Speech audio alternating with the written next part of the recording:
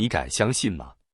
哈佛大学这所被誉为自由世界的灯塔的顶尖学府，居然暗中与中国大陆核心权力机构密切合作10年，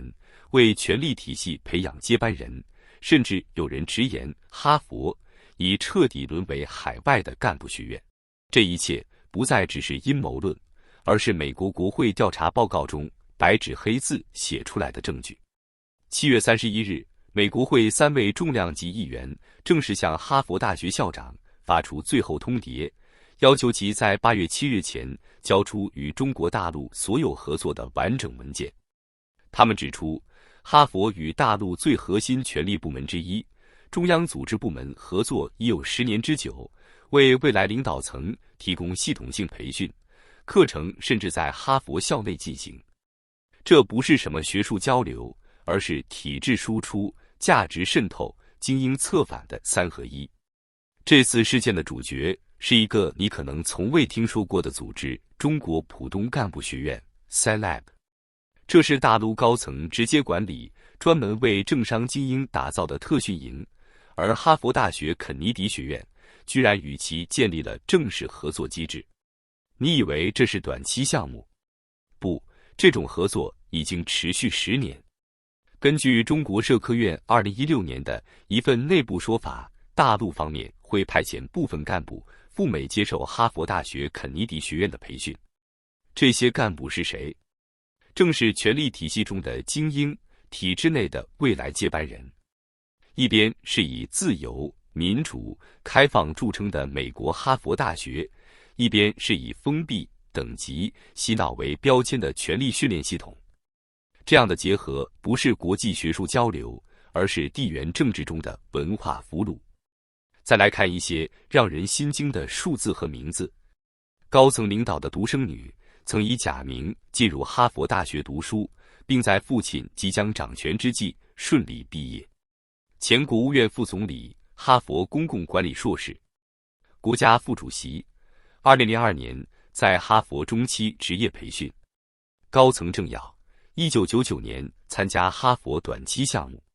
前国家领导人之后，直辖市书记之子也都是哈佛校友。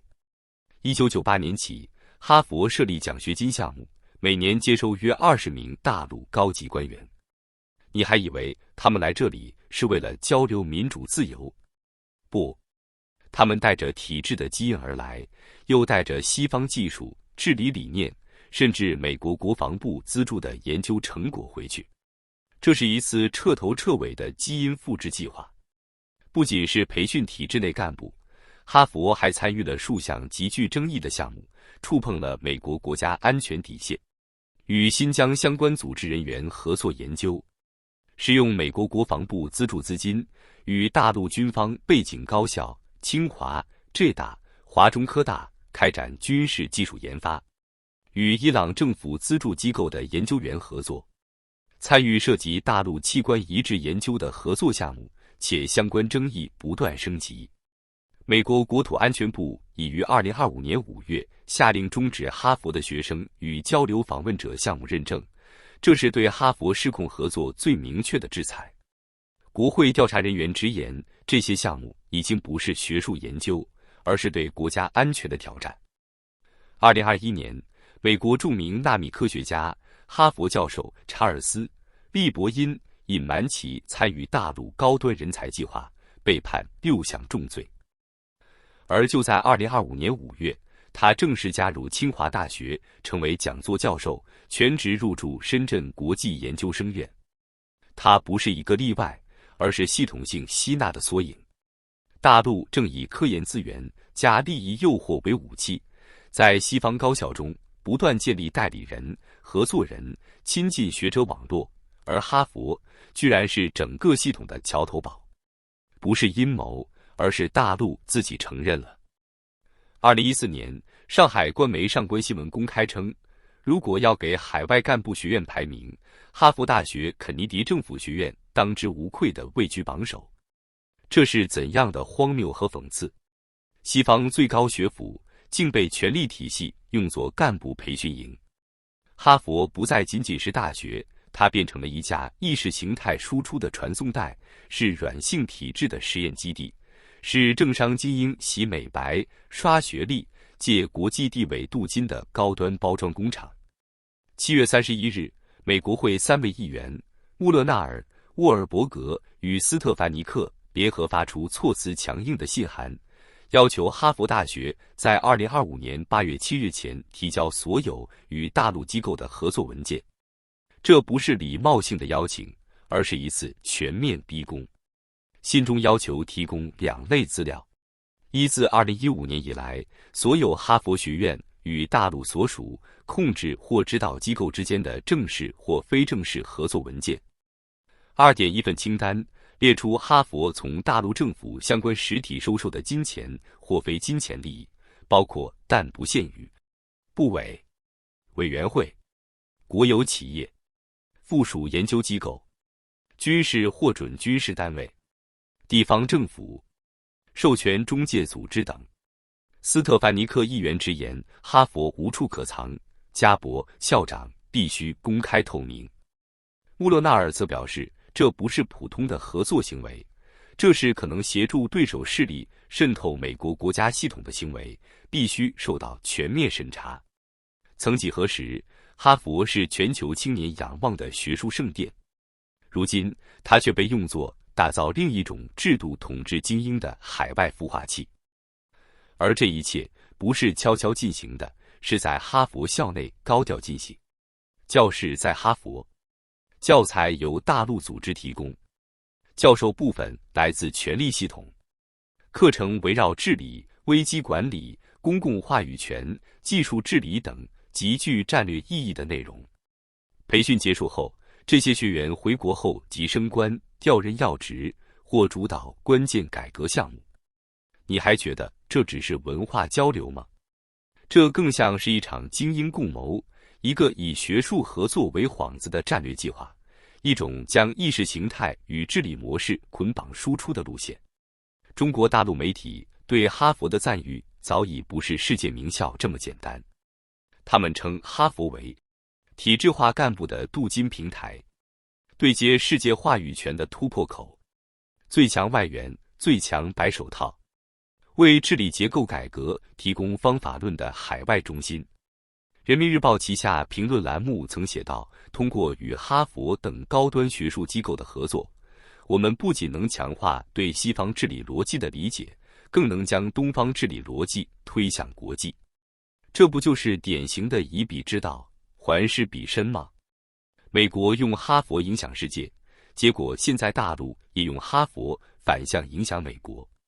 根据《华尔街日报》、华盛顿自由灯塔、国会山报等主流媒体消息，美国国家安全局已就哈佛与大陆机构的合作展开背景审查。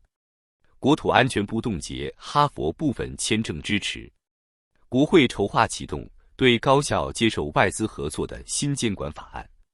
教育部与财政部也将介入，查清外资流入高校的路径、对象与项目。更重要的是，美国两党对这一事件罕见一致，都认为哈佛此举是学术为掩护的战略通道。你以为哈佛内部没有反对声音？有，但你听不到。一些内部匿名举报者向国会披露，有教授曾对大陆学员项目的学术资格提出质疑，被要求闭嘴。某课程负责人表示学员名单不透明，存在安全隐患，结果被调岗。一名参与中美联合研究的讲师表示，某些课题与军事有强关联，被取消项目参与资格。还有行政人员透露，这些大陆项目资金到账特别快，但来源渠道模糊不清。这是自由的殿堂，还是被外资钳制的工具人平台？纽约邮报援引国会线人消息称，哈佛建立了一整套系统，协助体制内精英身份包装，帮助他们适应西方舆论场，包括如何应对西方媒体提问，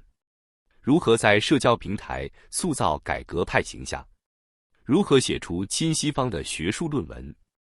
如何利用西方公共机构名义发表主张，如何拉拢西方智库站台。而这些课程部分由哈佛公共政策学院高层主导。换句话说，哈佛不只是训练营，更是身份漂白工厂。随着曝光持续，美国学术界与政界已对哈佛的另一个身份极度警惕，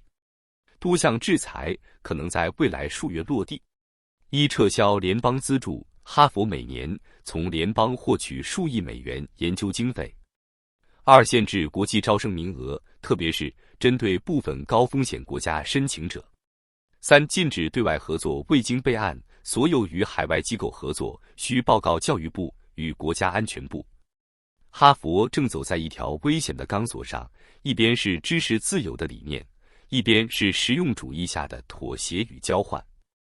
但任何以自由为幌子的交易，最后都会反噬自由本身。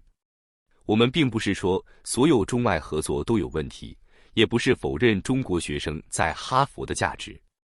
我们要追问的是，一所大学到底还能不能保持它的灵魂？当权力的影子越来越多地渗入课堂、研究、项目、对话之中，当权贵子弟在哈佛镀金后回国统领大局，